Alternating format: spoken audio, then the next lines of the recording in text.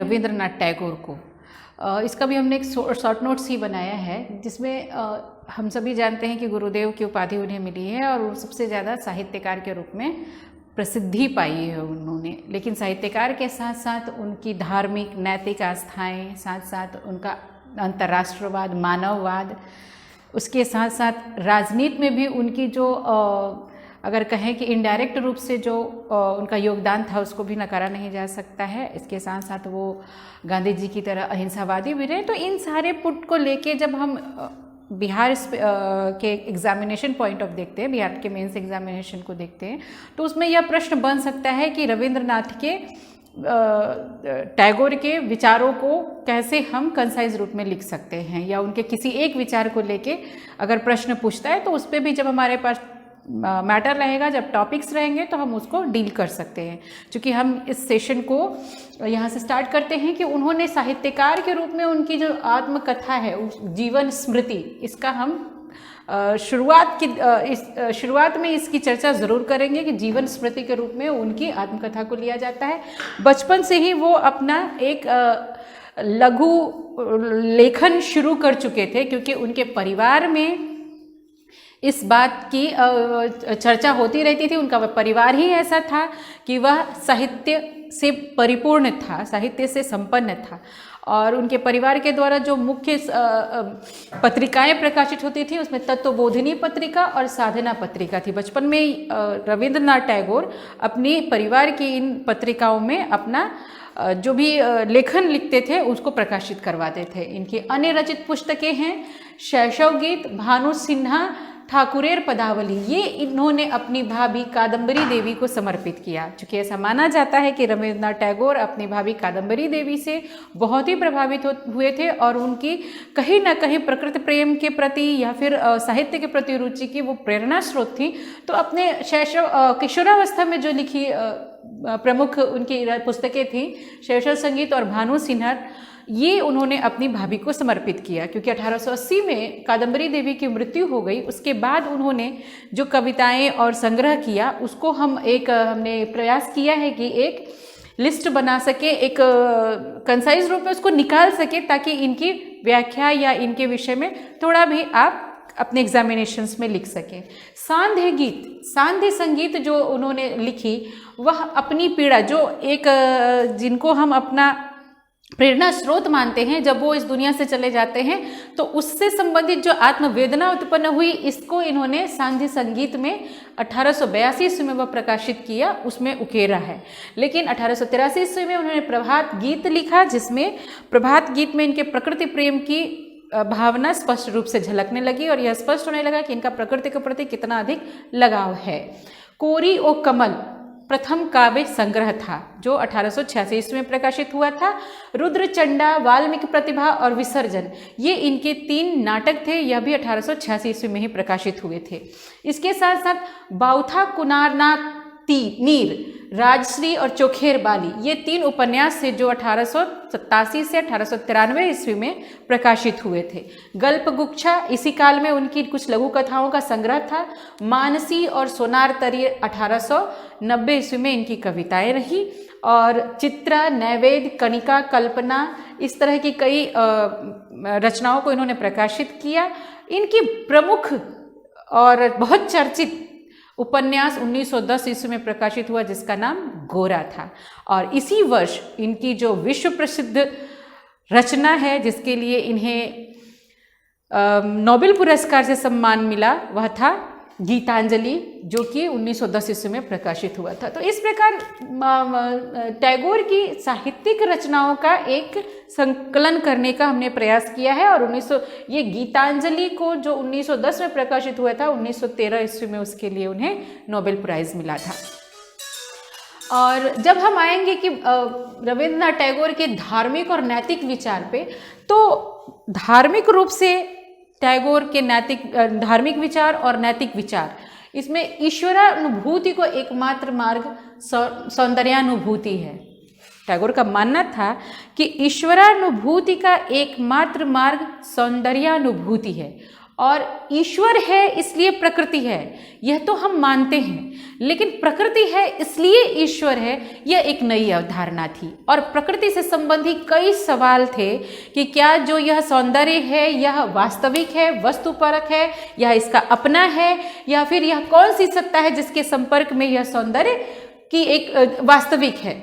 इस तरह के प्रश्न टैगोर को बार बार विचलित करते थे और यह प्रश्न, इन प्रश्नों का उनकी रचना में पुट देखने को मिलता है। और इसी प्रकार की रचना अगर हम इंग्लैंड के या बाहर के पाश्चात्य देशों के पोइट्स को देखें, कवियों को देखें, तो वर्ड्सवर्थ की रचनाओं में मिलती है।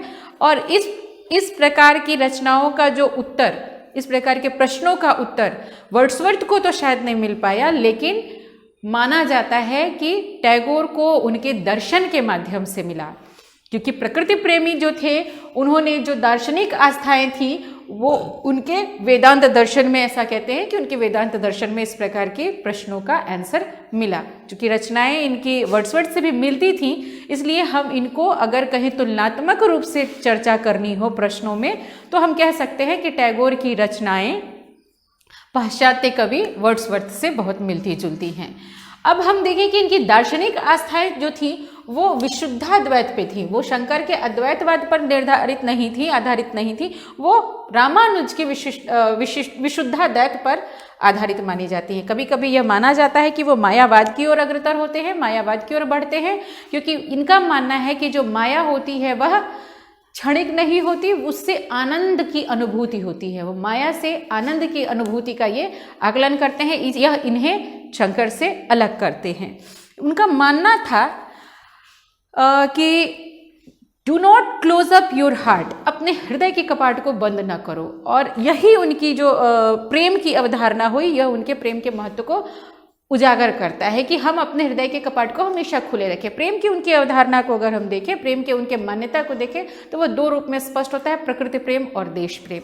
प्रकृति प्रेम के आधार पे उन्होंने हमेशा ऐसे वातावरण के बीच रहना पसंद किया था जहाँ वो प्रकृति के निकट रह सके, और इसी आधार पे उन्होंने जो अपनी संस्थाएं स्थापित की वह भी प्रकृति के बीच ही मानी जाती है, जो कि हम बाद में उसका अध्ययन करेंगे कौन कौन सी उनकी संस्थाएं थी। मानवतावादी के रूप में भी टैगोर को लिया जा सकता है, क्योंकि उनके प्रकृतिवाद ही उनको मानवता के बहुत निकट लेके आती है। और इसी पक्ष के कारण, इसी मानवतावादी पक्ष के कारण महात्मा गांधी ने उन्हें गुरुदेव की उपाधि प्रदान की थी। टैगोर के सौंदर्य बोध की अंतिम परिणति को ही मानवतावाद माना जाता है, और इसी आधार पे उन्हें भारत का सांस्कृतिक दूत के रूप में पहचान दी जाती है। राजनैतिक एवं सामाजिक विचार के रूप में अगर हम देखें तो 1888 ईस्वी के कलकत्ता में संपन्न अखिल भारतीय कांग्रेस सम्मेलन में उन्होंने भाग लिया, और उनकी जो रचनाएं थी, इसके बाद की जो रचनाएं उन्होंने जो अपना जनगण मन का दिया, तो वो जो राष्ट्र प्रेम की ओर अग्रसर करता है, हमें उससे जिस अनुभूति को प्राप्त होती है और जो जन चेतना, जन संचार प्राप्त हुआ, उससे कहीं भी नकारा नहीं जा सकता कि इनका राजनैतिक रूप से जो योगदान था वह यद्यपि स्पष्ट रूप से जाके लड़ के नहीं हुआ, लेकिन अस्पष्ट रूप से इन्होंने राजनीतिक रूप में भी काफ़ी योगदान दिया। सक्रिय राजनीति में यद्यपि भाग नहीं लिया, लेकिन पैसिव रूप से उन्होंने राजनीति में अपना योगदान दिया। सामाजिक समानता के वो पक्षधर रहे थे, और इनका मानना था कि व्यक्तिगत स्वतंत्रता का आधार सामाजिक एकरूपता नहीं बल्कि अनेक रूपता है, अर्थात अनेक रूपता में एकता के समर्थक थे। जहाँ तक टैगोर की अंतर्राष्ट्रीयवाद की अवधारणा को माने, तो मानवतावाद के आधार पर ही टैगोर ने यह माना कि ये राष्ट्र से बढ़ के अंतर्राष्ट्रवाद पे जाना चाहिए। यद्यपि ऐसा माना जाता है कि टैगोर भी तत्कालीन समय में विदेशियों के पक्षधर नहीं थे, ब्रिटिश साम्राज्य के या भारतीय जनता की दासता के, इन सब के पक्षधर नहीं थे, लेकिन एक मानव के आधार पे उनकी मान्यता राष्ट्र और राष्ट्र की सीमाओं में बंधी हुई नहीं थी। इस आधार पे इन्हें अब एक अंतर्राष्ट्रीयवादी माना जा सकता है। इसके साथ साथ गांधी जी के अहिंसा के समर्थक थे, उन्होंने हमेशा ही अहिंसा को प्रबल रूप से समर्थन दिया और ब्रह्म समाज के तरह ही उन्होंने एकेश्वरवाद को हमेशा समर्थन दिया। अब हम देखें कि शिक्षा संबंधी उनके विचार क्या थे, क्योंकि एक साहित्यकार, एक कवि, एक मानवतावादी होने के साथ साथ एक बहुत ही उत्कृष्ट शिक्षाविद भी माना जाता है टैगोर को। उस आधार पे उन्होंने अपने शिक्षा हेरफेर 1892 ईस्वी में और 1901 ईस्वी में शांति निकेतन की स्थापना की तथा 1921 ईस्वी में विश्व भारती नामक संस्था की स्थापना की। और यह विश्व भारती संस्था आज के समय में अगर हम देखें तो वह विश्वव्यापी पहचान बना चुकी है। और इसके पीछे टैगोर का सबसे बड़ा मूल मंत्र था कि शिक्षा मनुष्य के हृदय के समीप होना चाहिए, शिक्षा हृदय से निकलनी चाहिए, शिक्षा का संबंध हृदय से होना चाहिए। तो इस प्रकार अगर टैगोर पे किसी प्रकार का कोई क्वेश्चन पूछता है, या तो उनके अंतर्राष्ट्रवाद से क्वेश्चन पूछता है, या उनके शिक्षाविद से क्वेश्चन पूछता है, या फिर उनके साहित्यिक रचनाओं से संबंधित या धार्मिक नैतिक विचार, या एक ओवरऑल क्वेश्चन पूछता है, तो उसको एक छोटे से स्ट्रक्चर में बांध के आपके समक्ष प्रस्तुत करने का, आपको रिवाइज करने का हमने प्रयास किया। आशा करते हैं कि ये आपको पसंद आता है।